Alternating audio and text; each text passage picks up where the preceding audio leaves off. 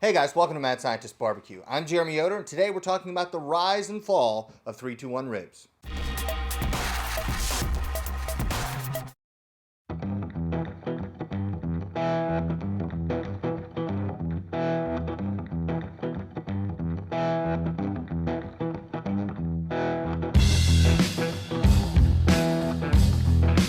Today, we're not just going to be talking about 321 ribs. That would be too easy. We're actually cooking some 321 ribs, and then we're going to talk about why it might be the right choice or the wrong choice for you. But we're cooking on a Franklin pit. You guys saw me cook on one of these a couple years ago, and I ended up giving it to a subscriber. This pit is $5,150.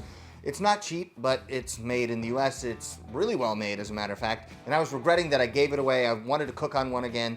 And thought, all right, here's a great opportunity. I can cook on one again, and in the end, this thing can actually go to another viewer. All you have to do is go to getentertowin.com/madscientistbbq, or make it a lot easier on yourself. Click on the link in the description.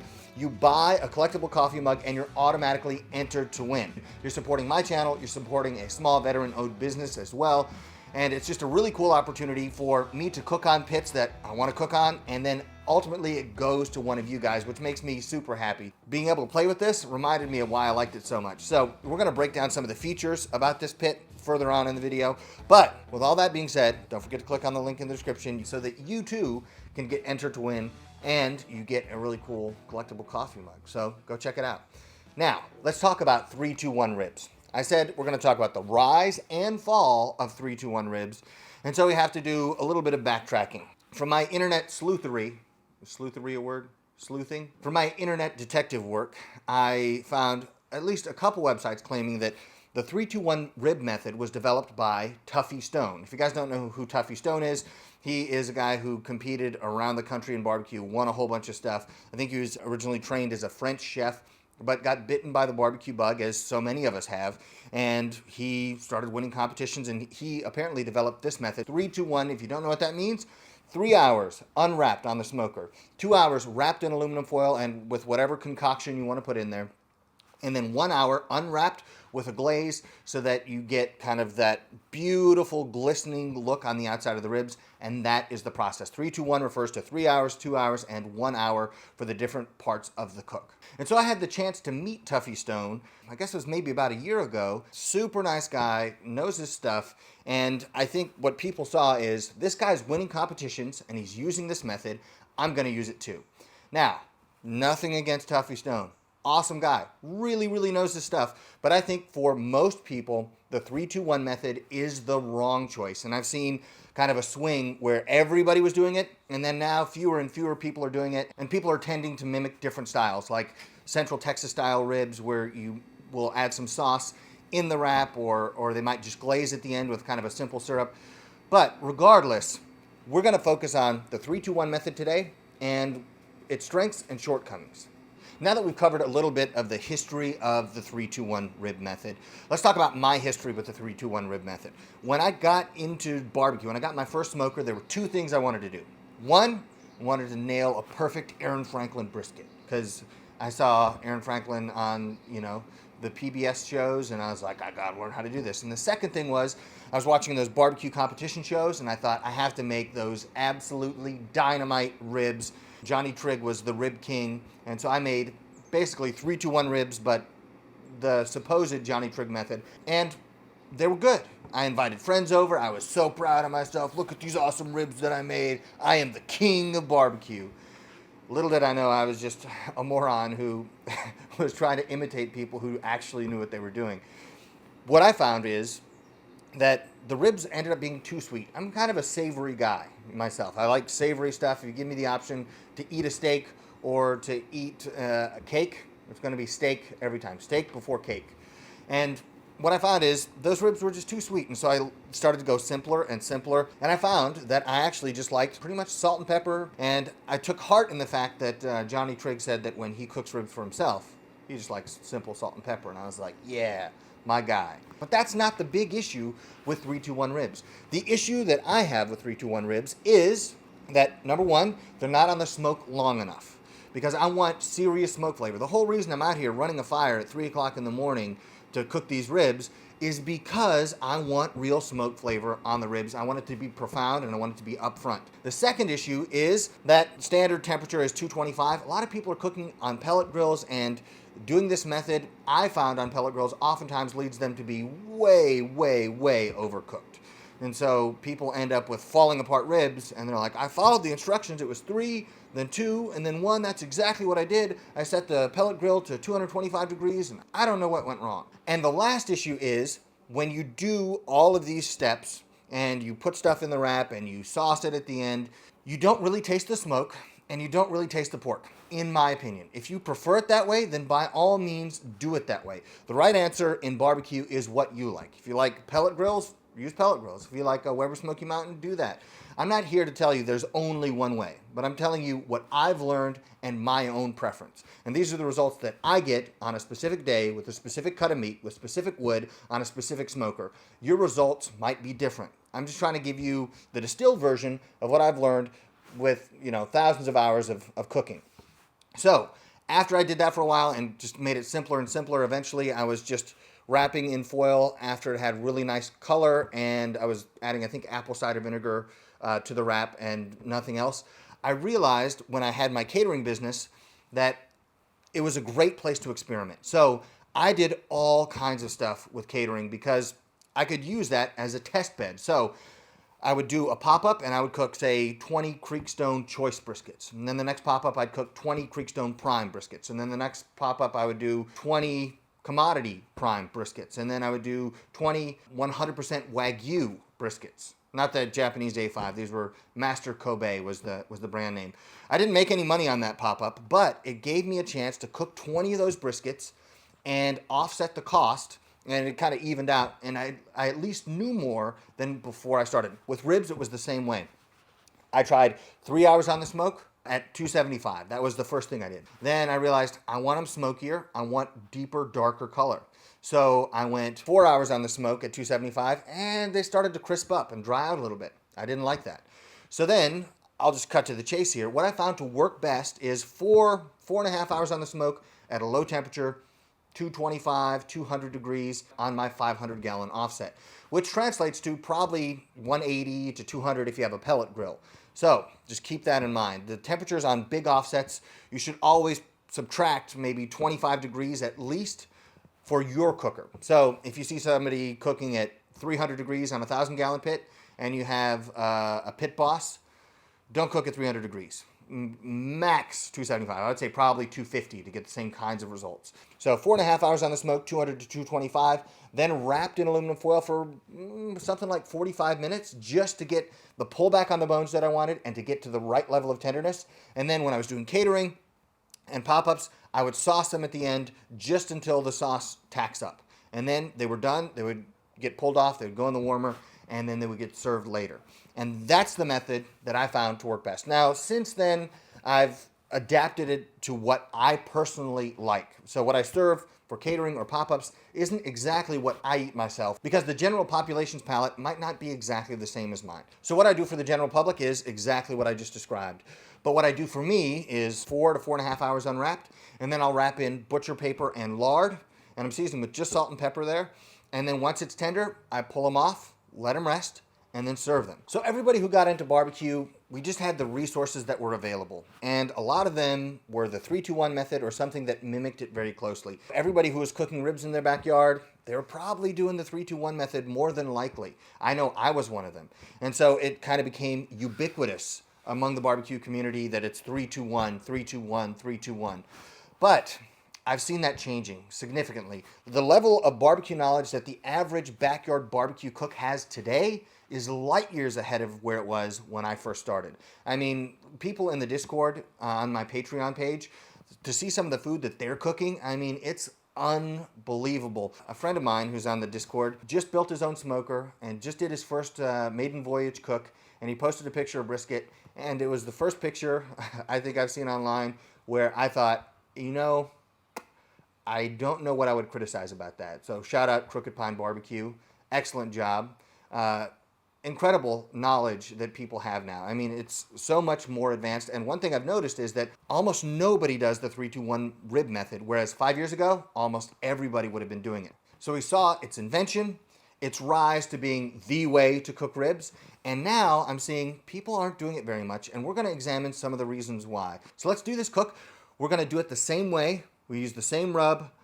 There's not gonna be anything in the wrap on the my version ribs. And then we're gonna sauce them the same way at the end, and we're just gonna examine the differences. We're gonna taste them and let you know honest thoughts. I'll see if Erica will get on here and do some tasting too, because she typically likes sweeter things, I think, than I do.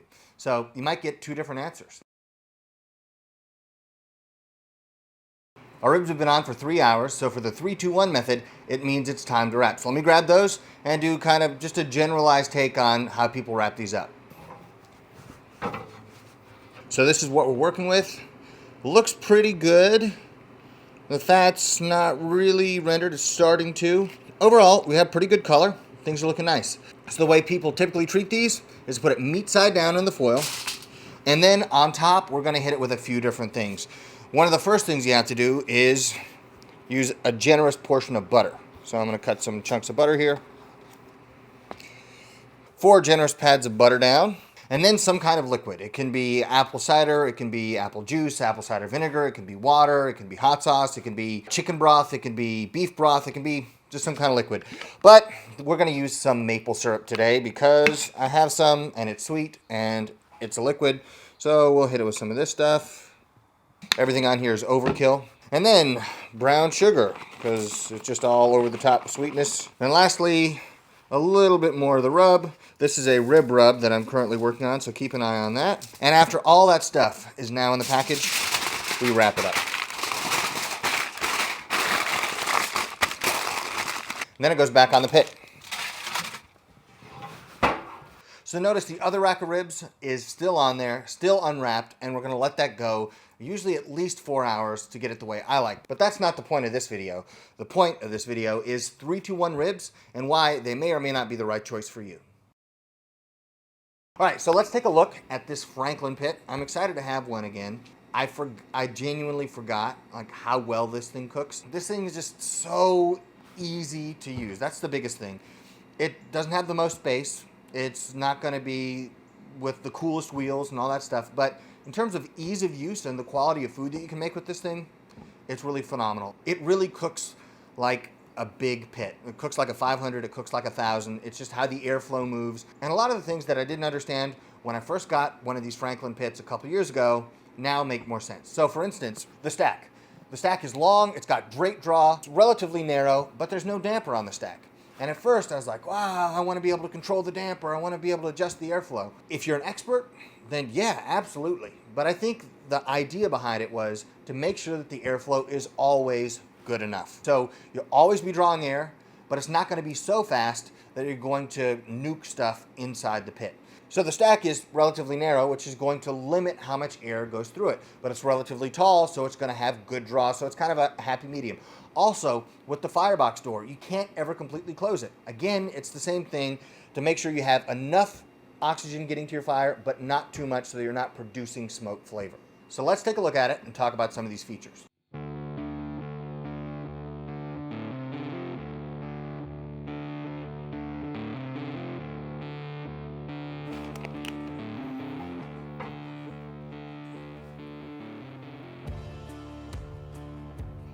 Look at that. Gorgeous. What do you mean we've lost Gorgeous George? What's Gorgeous George? He was a bare knuckle boxer in the movie called Snatch with Brad Pitt. Do you like dags? What? Dags, you like dags? Oh, dogs. Yeah, I like dags.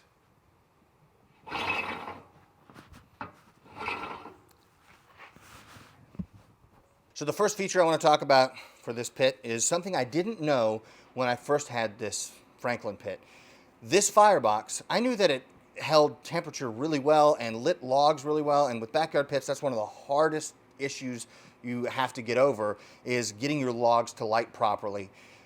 But the reason why I discovered is because this has an air gap, so it's semi-insulated. So it's 3/8 inch thick steel, then an air gap, then 3/8" thick steel again. So that's why it retains so much heat and does such a great job of maintaining a coal bed and lighting the logs that you're putting on, so you're not fighting with it to try to get each log to light. So that's a huge help on a backyard sized pit. So you don't have to deal with the issues of crazy high temperatures that you would have with an insulated firebox, but semi-insulated works really well. Also, you can notice on the firebox these humongous welds. Now that I understand that they're 2 3/8" pieces of steel that they're welding together along with this door, it makes sense. So let's move on to the cook chamber. The first thing that's important is the general pattern of airflow. Heat comes out of the firebox, goes to the top of the chamber, goes across, and gets pulled out at the stack end.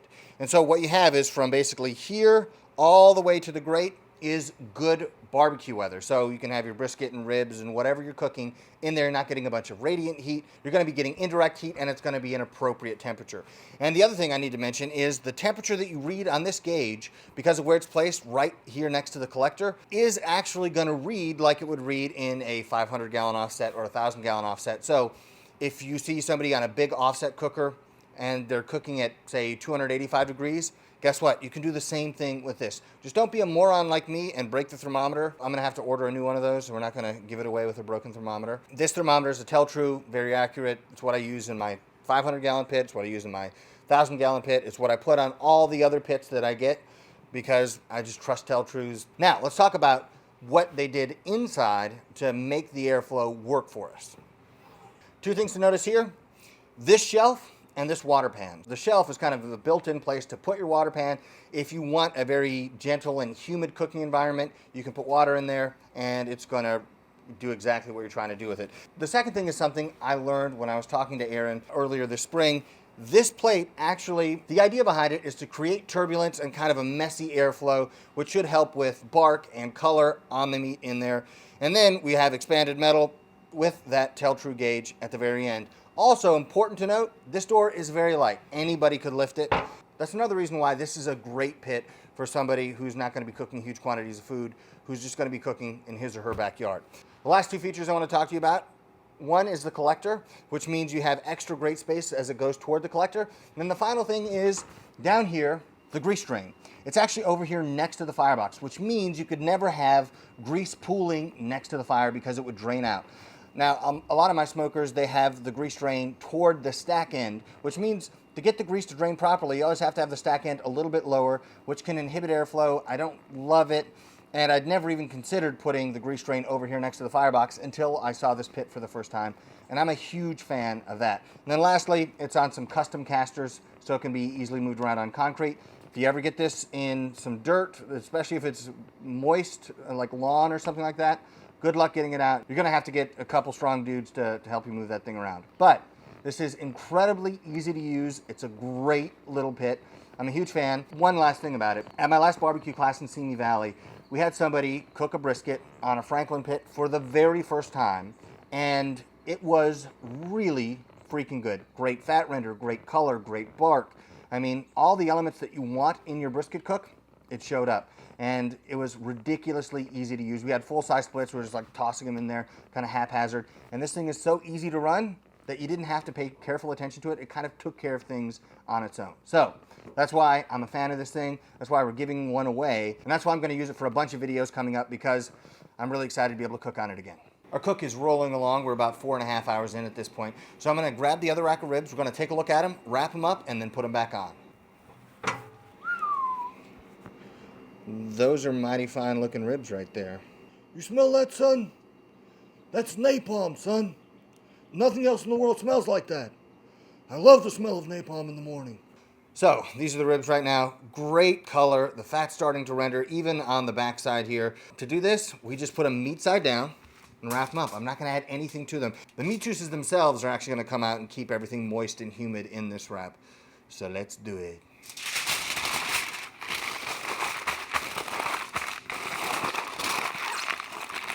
Today, I dry-aged my ribs in the world's hottest sauce.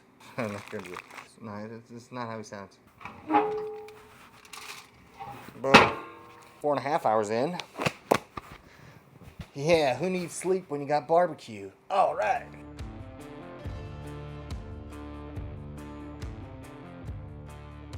Okay, we're 5 hours in, and I actually pulled both racks of ribs off. The 3-2-1 ribs because it was 2 hours was up and time to pull them off. And the ones that are more my method, they felt pretty done. After you've picked up, thousands of racks of ribs in your hands, you kind of know what the feel is like. And these felt done, but we'll take a look at both of them. Let's look at the 3-2-1 ribs first. You can smell it. Almost smells like ham, like one of those hams. There's just a ton of juice in here, and these want to fall apart a little bit. A little sticky, nice and red. I could break these in half with like my pinky, no problem. This is how they look, and if I just let them, they would easily tear, super easily tear. Nice pull back on the bones, but it is time to sauce them. So we're gonna go meat side up and then paint the sauce on. But first I'm gonna make foil rafts. Eat your heart out, Brad Robinson. Foil rafts. And this foil boat garbage foil raft. These do look good. Maybe I have to title this The Rise, Fall, and Rise of 3-2-1 Ribs. Alrighty, okay. Here we have these, noticeably darker, still glistening. There's rendered fat and some liquid in the bottom of this. Good pullback on the bones there. So pretty pleased with that. Make another foil raft and we'll sauce both of these up. What's a foil raft? A foil raft is like a foil boat, but you don't call it a foil boat just to get under Chud's skin. That's what a foil raft is. And it's kind of elongated. Well, I guess boats are elongated. Whatever, it's a foil raft. Don't question it.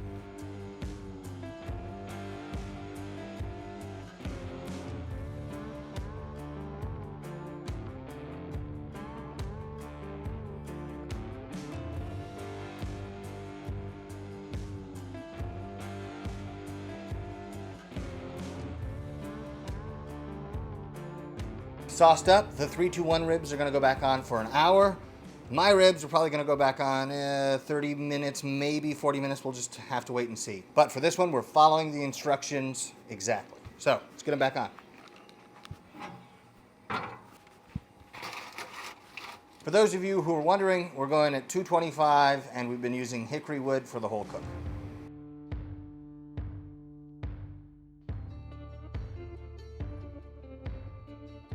All right, I'm gonna pull my rack of ribs off. So they were 4.5 hours, about 40 minutes and 30 minutes. So they're gonna come off and rest, and we're gonna wait for the full hour for the 3-2-1 ribs. While we're waiting, I'm just gonna tent these in foil.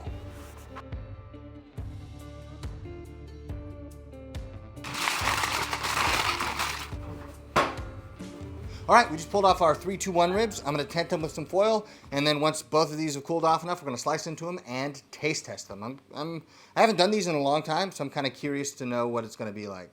All right, they've cooled enough to slice. I can't wait, I'm starving, so I'm gonna slice them up and we'll take a look and give them a taste test. First up, non-3-2-1 ribs.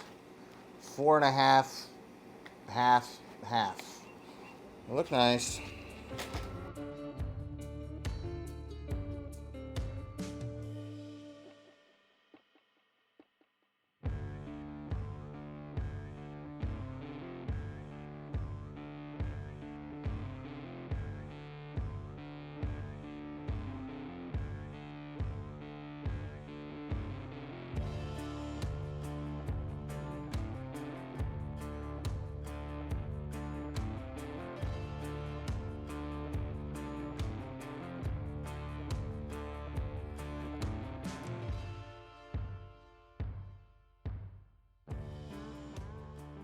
All right, first let's take a look at the non-3-2-1 ribs. Nice and juicy. We have good smoke ring, nice and juicy, even though we didn't add any liquid to this. It's looking really good.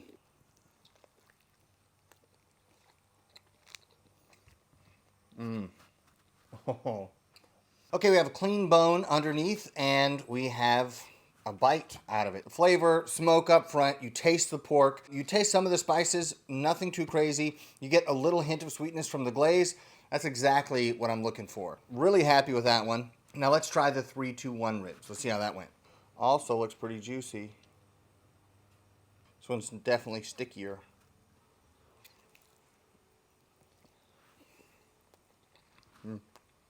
As you guys can tell, this one's a little overdone. Some people like their ribs this overdone. I like mine just a little bit less done than this. Now, there are kind of three options you have when you're going for rib tenderness. You could go Texas style, where you basically cook the ribs to completion, then wrap them in foil to rest, and there's some tug there. Then you could go kind of KCBS doneness, where it's perfect bite, doesn't fall apart, but a clean bone underneath. And then you can go completely fall apart. This one is a little too close to fall apart for me. But in terms of flavor, flavor is great. But what I'm tasting isn't the smoke. I'm not tasting the pork. What I'm really tasting is sweetness. I taste some brown sugar, maybe some of the butter. I taste the spices in the rub. The two main components that I want to come through, the smoke and the pork, kind of get lost in the background. So, is this rib delicious? Absolutely. If you make this for people and serve it to them, are they going to complain about it? Absolutely not. But if you're after smoke flavor and you want to taste the meat and you want those two things to shine, I don't think this is the right answer. I got to be honest with you guys. It's been so long since I had these 3-2-1 ribs that I kind of lost that memory of what they taste like. And it's really good, but it's kind of like eating candy. You can only eat so much of it. But the first few bites are pretty phenomenal. It's just not my preferred way. And I think I'm not the only one who feels that way. It's just a different way of cooking ribs, coming from that kind of competition stream where it's one bite packed with as much flavor as possible. And for me, I'm happy with simplicity. I could actually even do without the sauce on this rib. I just want to taste basically salt, pepper, and smoke. But let's not just trust my palate on this. I'm going to have my wife Erica come taste test these because she's like an uber taster. Really isn't bad. Ready? Yep. All right, Erica. Why don't you start with this one, simpler one, and Yeah. then go more complex. Okay. Which one do you think I'm gonna like better? I think you're probably going to like the sweeter one better. I think I'm gonna like the simpler one better. This isn't the sweet one? Well, that one has sauce on it. That one has glaze. Like when I cook for us, I don't put any sauce on it. Yeah, like that rib that you made with Eddie the other night. Oh, that was the way the I eat them. best rib you've ever made that I've ever had. I don't prefer the Sweeter sauce. than my preference. That one's sweeter than what you prefer. It's really good though. I want to eat all of it. I think I like a tiny bit more tender. Yeah, I think I like 5% more tender than this and like 10% less tender than that. All right, let's see. All right. I like the tenderness. For the 3-2-1 ribs, I try to keep the temperatures stable according to how these are supposed to be cooked. And then these, we didn't run the temperatures I usually run. We didn't do the butcher paper and lard wrap that I like to do. And then we sauced them at the end. So I was trying to do these the best way I could. And then these just kind of along for the ride as a point of comparison. It's tangier. Because you're tasting the sauce. It's sweeter. It's really close, but I do choose those. Yeah? But if you have to choose out of any method, what method? The lard wrap and all that. I like that. Lard, butcher paper, like I do for me. Yeah, when we made ribs with Fast Eddie. Okay. That first one that you made was my favorite. That was salt, pepper, and lard and butcher paper. Yeah. There you go. Just That's no my sauce, favorite way too. No sauce. Go figure. So some final thoughts here. The color's obviously different. I think this has kind of a prettier color on the 3-2-1 ribs, but we made sure to put on good color in the beginning about how we were running the fire. It's darker on the other ribs, but that is a kind of a symbol to me, maybe a little bit more smoke flavor, and these aren't for presentation in a judge's box for a KCBS contest. Also, I think the fat was rendered better, like internally in the ribs that went unwrapped for longer. And also, the flavor of smoke really shines through with these. Here it gets kind of muddled up. The level of tenderness is kind of textbook here. They're a little overdone. I mean, I could have easily let the temperature climb and have these just be mush, essentially, in the foil, but didn't want to do that. I wanted to give these a fair shake. So, get out there, try it. If you haven't tried 3-2-1 ribs, which I can't really imagine, definitely give it a shot. But if you've been doing it that way for years and have never tried something different, I highly encourage you to try a different method. You could do it the Texas way, cook unwrapped all the way, and then when it's tender enough, you wrap in foil and maybe even include a glaze in there or a sauce. Or you could do extended period unwrapped and then a shorter period wrapped to kind of maintain a really robust smoke flavor. Whatever you like is right for you. But guys, don't forget, if you want to win this $5,150 smoker behind me, click on the link in the description or go to getenteredtowin.com/Mad Scientist BBQ. It's a way to help out the channel, and it's a way to help out a small veteran-owned business. So click on the link in the description. You buy a collectible coffee mug, and you're automatically entered to win. Check it out. I'll be doing more cooks on this thing, so stay tuned. And if you guys want to follow me on Instagram, Facebook, and Twitter, you can follow me at Mad Scientist BBQ. I'll see you guys next time.